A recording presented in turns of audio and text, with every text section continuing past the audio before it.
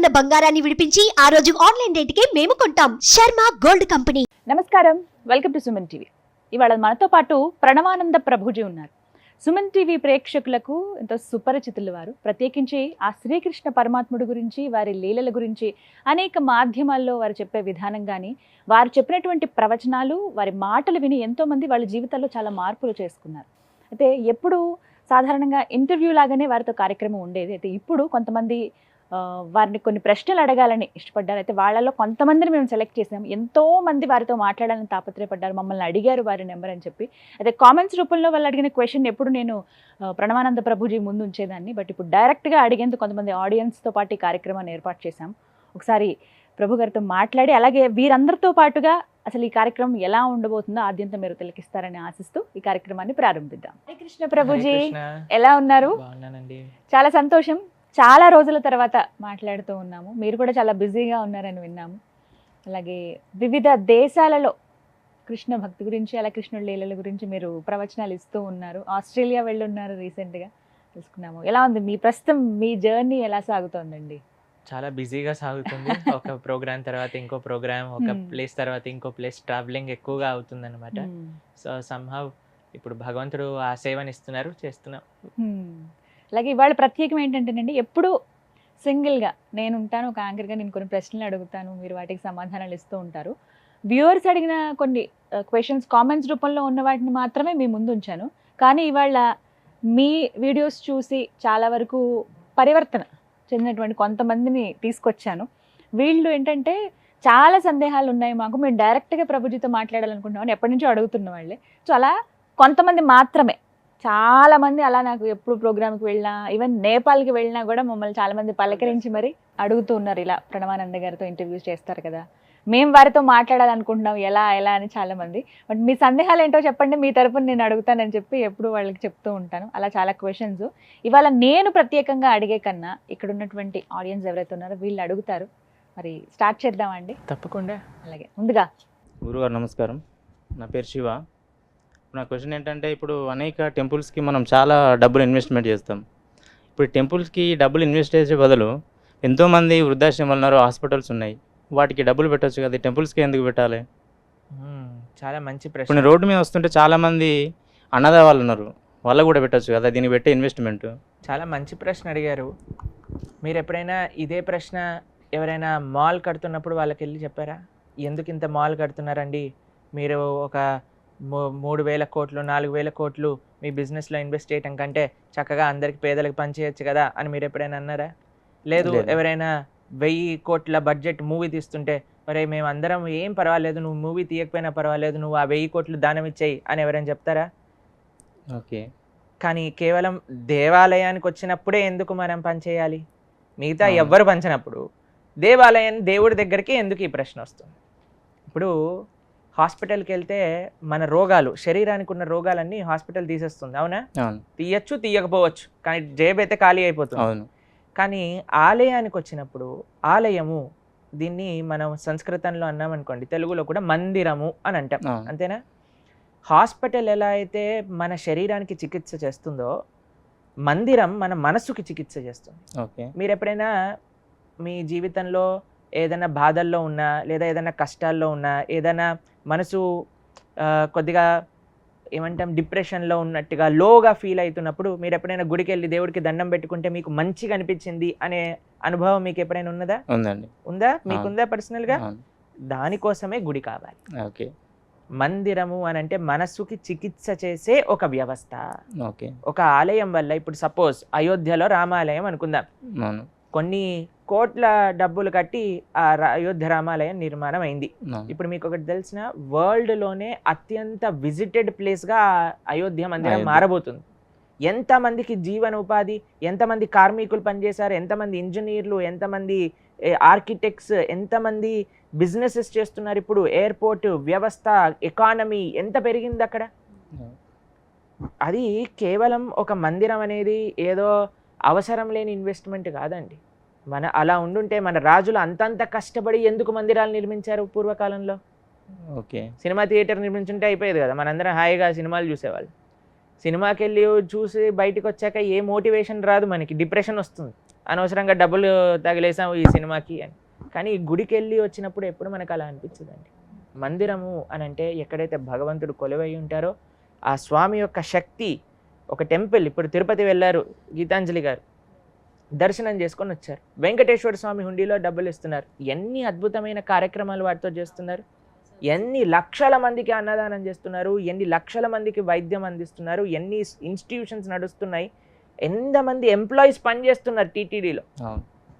అవునా కాదా చెప్పండి. కాబట్టి everything has its own role to play. ఇప్పుడు మనం అడిగామనుకోండి, పార్లమెంట్ ఎందుకు తీసేయచ్చు కదా, కొత్త పార్లమెంట్ కట్టడం ఎందుకు, డబ్బులు పంచేయండి. దేనైనా పంచేయచ్చు, ఆ పంచడం మనతో స్టార్ట్ అవ్వాలి.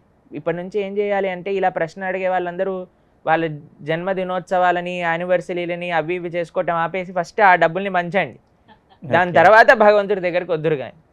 కానీ మా స్వామి ఏమన్నాడుగా పాపం, ఇలానే నవ్వుతూ ఉంటాడు కాబట్టి అందరు దేవుడిని టార్గెట్ చేయడానికి ప్రయత్నం చేస్తారు.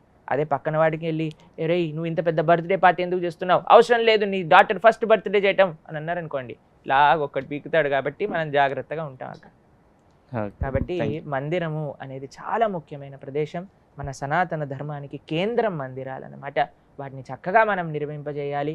మందిరం ఏదో భగవంతుడు పూజలు చేసే ఒక ప్లేస్ కాదండి. అది వ్యక్తులు వెళ్ళినప్పుడు ట్రాన్స్ఫర్మేషన్ని కలిగించే ప్లేస్, మార్పుని, మనస్సు యొక్క మార్పు. దాంతోపాటు మీరు చూసారనుకోండి, మందిరంలో సర్వీస్, ఎంగేజ్మెంట్ ఎన్నో ఉంటాయి. కాబట్టి మందిరము అనేది మన సనాతన ధర్మానికి కేంద్ర బిందువు. ఓకేనా? ఓకే, సంతోషం, థ్యాంక్ యూ. చాలా మందిరాలను మనం ఇప్పుడు చూస్తున్నామండి, బాగా డెవలప్ అయినవి. అయితే దీనికి రిలేట్ చేస్తూ చాలామంది ఇంకొక క్వశ్చన్ కూడా అడుగుతుంటారు, అంత పెద్దగా ఆర్భాటంగా ఆలయం కట్టాల్సిన అవసరం ఉంది, ఆలయం కట్టండి కానీ సింపుల్గా కూడా కడితే సరిపోతుంది కదా, ఇంత ఆర్భాటం, అంత హంగు ఆర్భాటాలు ఎందుకు అని అనే వాళ్ళకి మీ సమాధానం? ప్రభుపాదుల వారు అనేవారు, నేను ఒక చిన్న కుటీరంలో కూర్చొని కూడా భజన చేసుకోవచ్చు, కానీ ఒక పెద్ద మందిరం. ఇప్పుడు చూడండి, we want to always expand. ఇప్పుడు సుమన్ టీవీ ఒక్కొక్క చిన్న చిన్న ఊర్లలో కూడా మీరు చేశారు.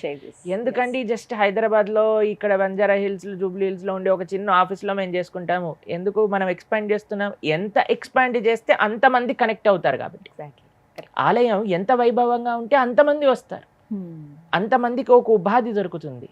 ఇప్పుడు వై నాట్ ఓన్లీ భగవంతుడికే చిన్నది ఇచ్చి మనం ఎందుకు విల్లా కొనుక్కోవాలని చూస్తున్నాం? రాముడేమో చిన్న ఆలయంలో ఉండాలి, మనం మాత్రం 5 bedroom 6 bedroom 8 bedroom 1 floor houses start అయిపోయాయి ఇప్పుడు. అది మనకు కావాలి.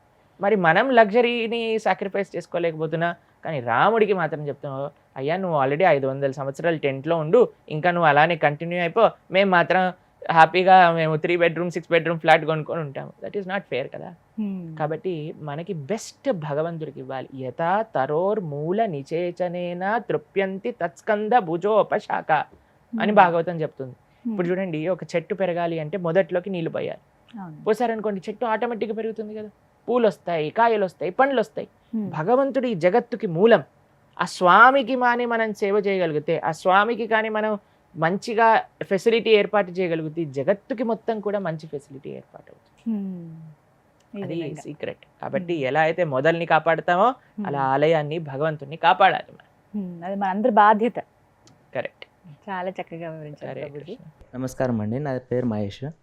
యాక్చువల్గా మీరు అన్నారు మాల్స్ కట్టడము, మాల్స్ కట్టే బదులు పేదలకు పంచిపెట్టండి ఆ డబ్బులు, అది అని సంథింగ్ ఏదో చెప్పారు. బట్ మాల్స్ అనేది బిజినెస్, గుడి కూడా బిజినెస్సా? గుడి భక్తులకి బిజినెస్ కాదు, కానీ గవర్నమెంట్కి బిజినెసే కదా.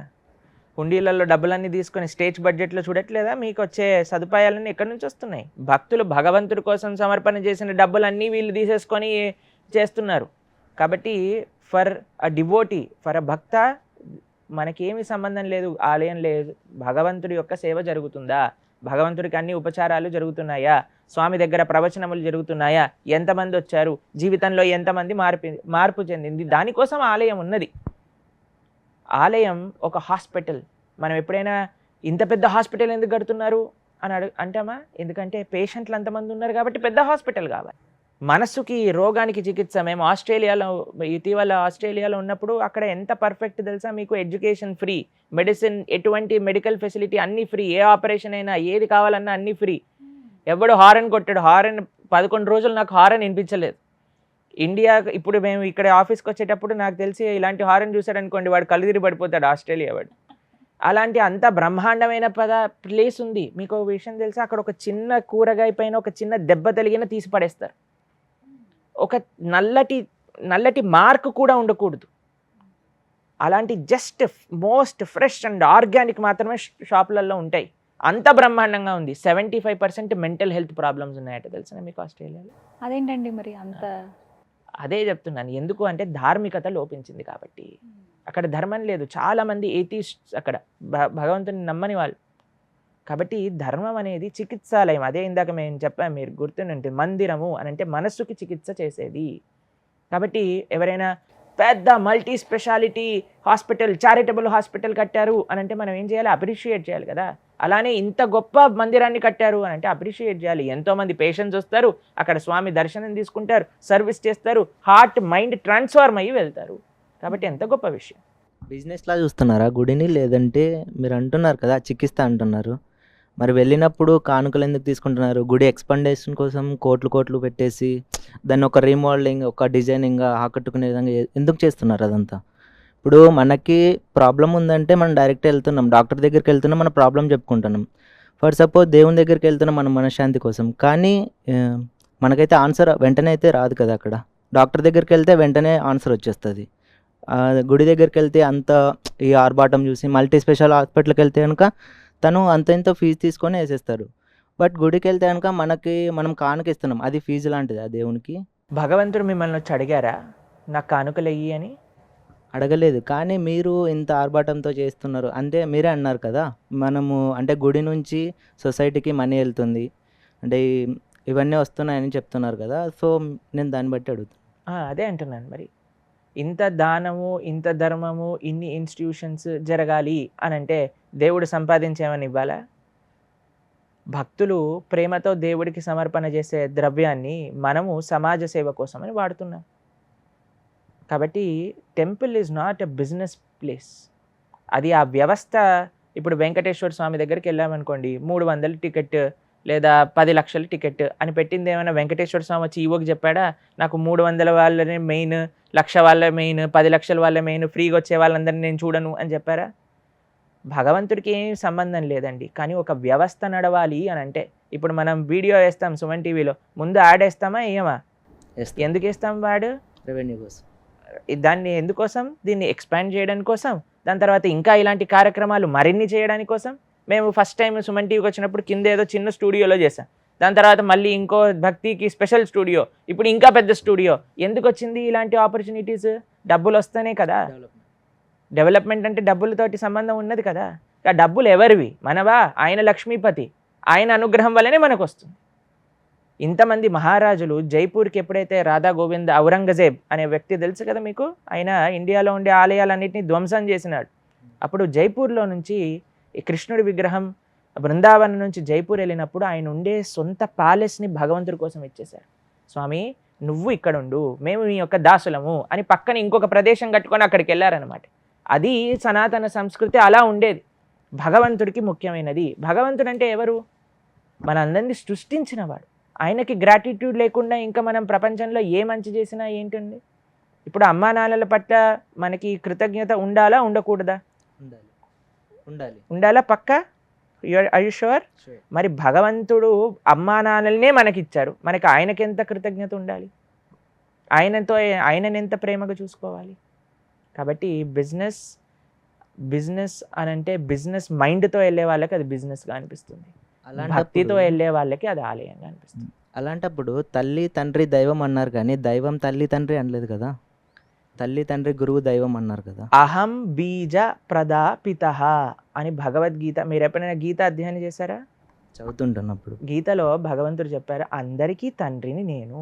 అహం బీజ ప్రదాపితః సుహృదం సర్వభూతానాం, I'm the best friend of every living entity అని కృష్ణుడు చెప్పాడు. మన శాస్త్రంలో మాతృదేవో భవ, పితృదేవో భవ, ఆచార్య దేవో భవ, అతిథి దేవో భవ అని అన్నారు కదా. అదే మీరు చెప్తున్నారు కదా అమ్మా నానే దైవం అన్నారు. ఎందుకు అమ్మా నానే దైవం అన్నారు అని ఎప్పుడైనా మీరు శాస్త్రంలో చదివారా? ఎందుకంటే తల్లి తండ్రులు దైవాన్ని చూపించే వ్యక్తులు కాబట్టి.